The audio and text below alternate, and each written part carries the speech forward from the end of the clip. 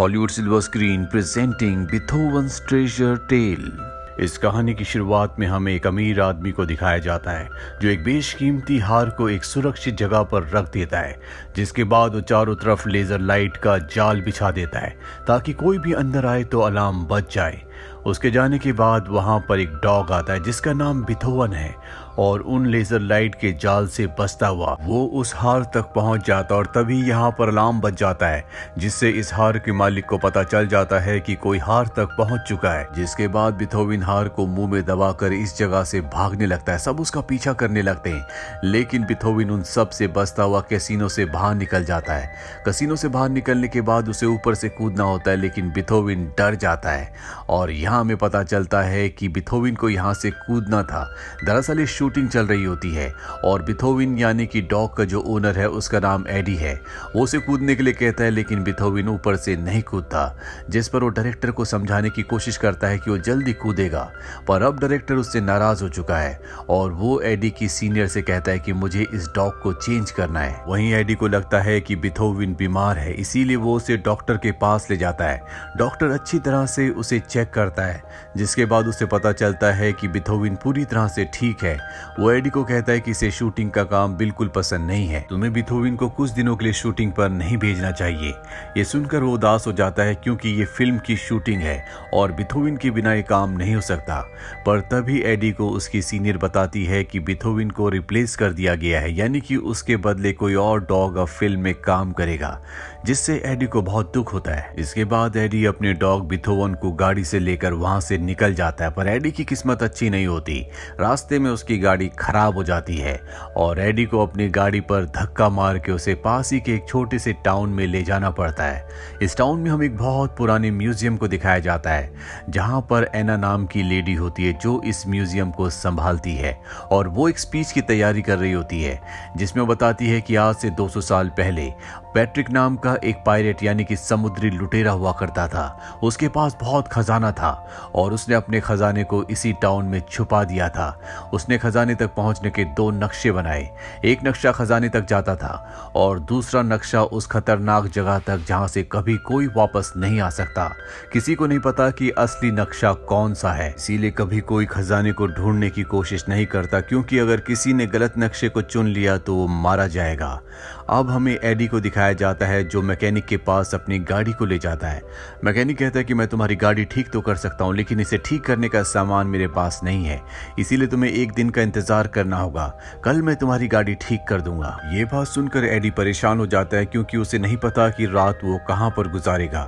Mechanic उसे कहता है कि यहाँ पर एक बूढ़ी लेडी है जो अपने घर पर अनजान गेस्ट को रेस्ट करवाती है, जिसके बदले वो पैसे भी लेती है।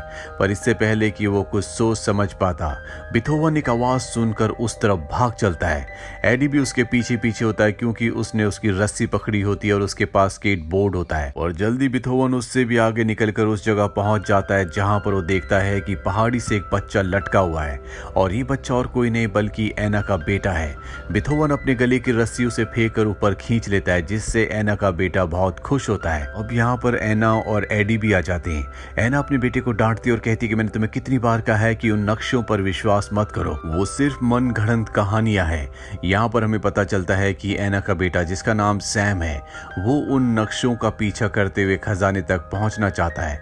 अब जहाँ पर ये खड़े होते हैं, ये एक आदमी की प्राइवेट प्रॉपर्टी होती है जो इस जगह पर बिजनेस करना चाहता है। वो इस छोटे से टाउन को आधुनिक बनाना चाहता है, लेकिन इस टाउन के लोग ऐसा नहीं चाहते। इस आदमी का नाम फिट्ज होता है। फिट्ज इन तीनों को डांटता और कहता है कि दोबारा मेरी प्रॉपर्टी में कभी मत आना। अब ये सब के सब यहाँ से निकल जाते हैं।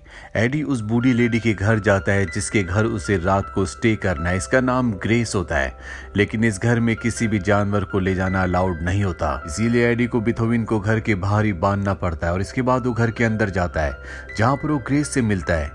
यहाँ पर उस पायरेट की फोटो भी होती है जिसने आज से 200 साल पहले इसी टाउन में कहीं खजाना छुपाया था। एडी उनसे फोटो के बारे में पूछता है, जिस पर वो बताती है कि मेरे दादा के दादा थे, यानी कि मेरे परदादा, जो कि एक बहुत बड़े पायरेट थे। ये बहुत ही बहादुर थे। इनकी कहानी और किस्से आज तक यहाँ पर लोग जानते हैं। पर सच कुछ और ही था, वो इतने भी बहादुर नहीं थे जितना वो बता रही थी।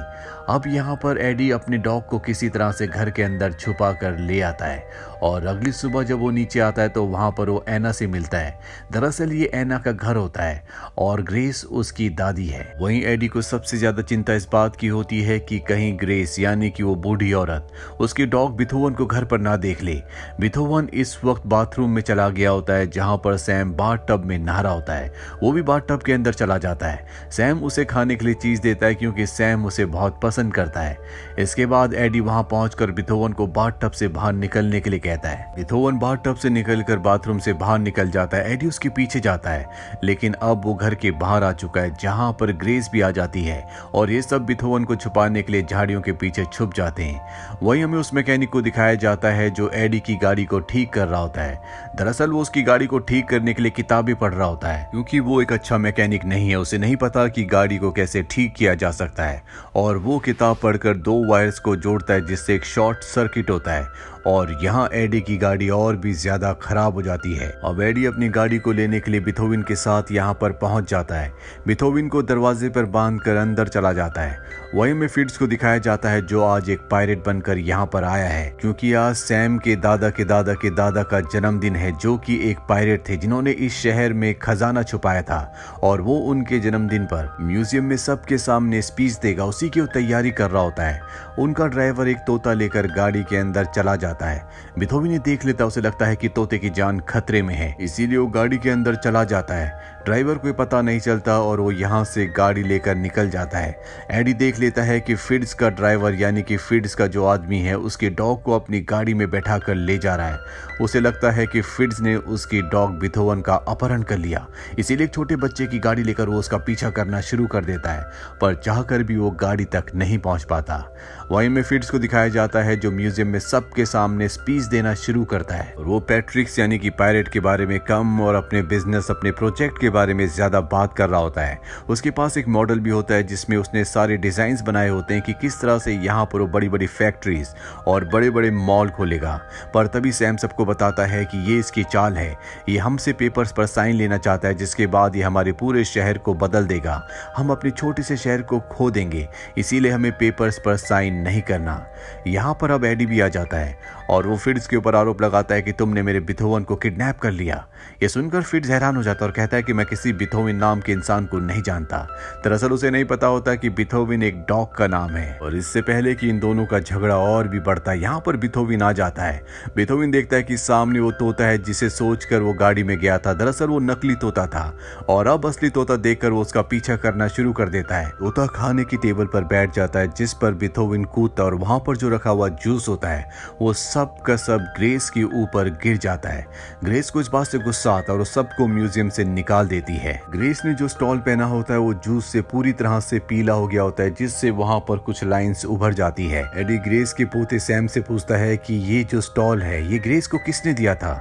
एडी बताता है कि उनकी माँ ने और उनकी माँ को उनकी माँ ने और उनकी माँ को उनकी माँ ने और उनकी माँ ने उनकी माँ ने दिया था, यानी कि ये एक खानदानी स्टॉल है। एडी उन लाइंस को देखकर सैम को बताता है कि दरअसल खजाने का असली नक्शा ये है, इससे तुम खजाने तक पहुंच सकते हो।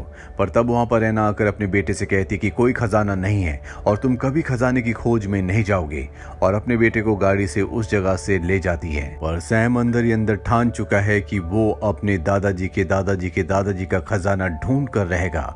वहीं एडी को उसकी सीनियर का कॉल आता है जो उसे बताती है कि डायरेक्टर को कोई भी नया डॉग नहीं मिला, इसीलिए चाहते हैं कि बिथोवन एक बार फिर से आकर उस मूवी में काम करे, जिससे एडी खुश हो जाता है और ये बात वो बिथोवन को बताता है जिससे बिथोवन उदास हो जाता है और एडी को यहाँ से निकलने के लिए अपनी गाड़ी चाहिए जो अब भी खराब है। रात को बिथोवन के साथ गाड़ी में सो जाता है और अगली सुबह सैम गाड़ी के पास आता और बिथोवन को कहता है कि मुझे तुम्हारी मदद की जरूरत है, तुम मेरे साथ चलो।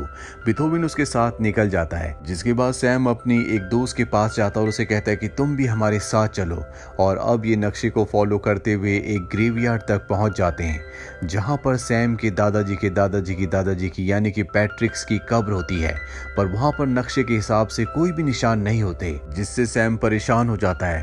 पर तभी वहां की जमीन धंस जाती है और सैम जमीन के अंदर यानी कि नीचे गिर जाता है। बिथोवन उसे देखकर वहां पर आ जाता है और अब सैम की जो दोस्त ऊपर होती है वो सैम से कहती है कि तुम चिंता मत करो, मैं जल्दी यहाँ पर मदद लेकर आती हूँ। ये कहकर वो वहाँ से सीधा सैम की दादी ग्रेस के पास जाती है और उन्हें बताती है कि किस तरह से सैम वहाँ नीचे फंस गया है। सैम की दादी फोन करके बात अपनी बेटी एनी को बताती है, जो उस वक्त एडी के साथ होती है। दरअसल एनी अपनी बेटे सैम को और एडी अपने डॉग बिथोवन को मिलकर ढूंढ रहे होते हैं और अब इन्हें पता है कि इन्हें कहाँ जाना है। वहीं हमें सैम को दिखाया जाता है, जो देखता है कि वहां नीचे गड्ढे में उसके परदादा का स्केलेटन है, जिनके गले में एक चाबी है। वो उस चाबी को निकालकर अपने गले में पहन लेता है और अब वो बिथोवन के साथ नीचे संकरे रास्ते से होता हुआ इस गुफा से बाहर निकलता है, जहां पर सामने समंदर होता है और वहां पर 3 पत्थर होते हैं और ये वही चिन्ह होते हैं जिन चिन्हों के हिसाब से वहां पर खजाना होना चाहिए। वो बिथोवन के साथ मिलकर उस जगह को खोदना शुरू कर देता है और जब वो बहुत गहरा खड्डा खोदते हैं तो वहां पर एक संदूक होता है। इससे पहले कि उस संदूक को बाहर निकालते वहां पर फिट्ज आता है, जिसके साथ उसके 2 आदमी भी होते हैं।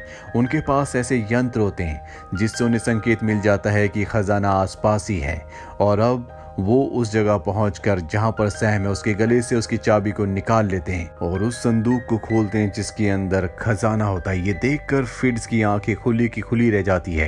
दरअसल वो बहुत वक्त से सैम का पीछा कर रहा था, क्योंकि उसे पता था कि सैम हमेशा खजाने की तलाश करता है और उसे भी ये खजाना चाहिए था। फिट्ज खजाने को पाकर बहुत खुश है। वो छलना कूदना शुरू कर देता है और इसके बाद वो बिथोवन को वहीं बांधकर गाड़ी से यहाँ से अपने आदमियों के साथ निकल जाता है, लेकिन सैम भी उसकी गाड़ी के ऊपर चुपके से उसका पीछा करना शुरू कर देता है। फिट्ज खजाने के संदूक को एक बहुत बड़े शिप में शिफ्ट कर देता है। सैम भी वहां पर पहुंच जाता है, लेकिन उसकी किस्मत अच्छी नहीं होती, क्योंकि फिट्ज उसे देख लेता और पकड़ लेता है। वहीं एडी और एना को दिखाया जाता है, जो उसी रास्ते से उस जगह पहुंच जाते हैं जहां पर बिथोवन को बांधा हुआ होता है। एडी अपने डॉग बिथोवन को आजाद करता है, जिसके बाद बिथोवन गाड़ी की खुशबू से, सैम की खुशबू से उस जगह तक पहुंच जाता है जहां पर शिप है, लेकिन शिप किनारे से थोड़ा दूर होता है और बिथोवन डर की परवाह किए बगैर सैम, जो उसका बच्चा दोस्त बन चुका है, उसे बचाने के लिए शिप में कूद जाता है, जिसके बाद वो सबके ऊपर हमला करता है। फिट्ज के ऊपर भी वो हमला करता है, जिससे फिट्ज पानी में गिर जाता है। तभी यहाँ पर पुलिस भी आ जाती है, जिसमें से एक बूढ़ा आदमी भी निकलता है और ये असली फिट्ज है। दरअसल जो दूसरा फिट्ज होता है वो नकली फिट्ज है, वो सिर्फ खजाने के लिए यहाँ पर होता है। पुलिस उसको पकड़ लेती है और अब सैम, जो हमेशा से अपने खानदानी खजाने को ढूंढना चाहता था, वो खजाना उसे मिल चुका है। सबके सब बहुत अमीर बन चुके हैं। कहानी के अंत में दिखाया जाता है कि अब बिथोवन एक बार फिर से मूवी में काम कर रहा है, लेकिन ये पुराने वाले डायरेक्टर की मूवी नहीं होती, बल्कि ये सैम, उसकी मॉम, उसकी दादी और खुद एडी मिलकर बना रहे होते हैं, जो उसी जर्नी के बारे में होती है जो सैम ने और बिथोवन ने एक साथ तय की थी, यानी कि खजाने को ढूंढने की। और इसी के साथ ये फिल्म, ये कहानी यहीं पर खत्म हो जाती है। उम्मीद करते हैं कि ये कहानी आपको पसंद आई होगी।